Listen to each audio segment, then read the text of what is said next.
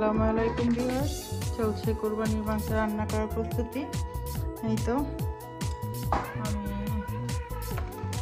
রান্না করার জন্য মাংস ধুয়ে নিয়েছি।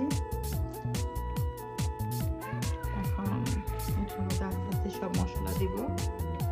তো ভাবলাম একটু ভিডিও শেয়ার করে নিই। দিয়ে দিলাম পরিমাণ মতো আদা, রসুন আর পেঁয়াজ কুচি। এরপরে দিব বাকি মশলা দেওয়ার পালা শেষ। এবার মাখানোর পালা। ওকে, মাখানোর পালা শেষ। এবার দিব বসিয়ে চুলায়।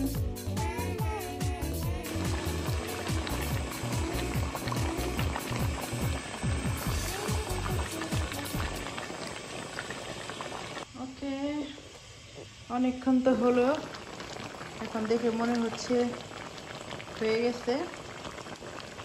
আমরা দেখবো কেমন হলো রান্না। টেস্ট করতে হবে।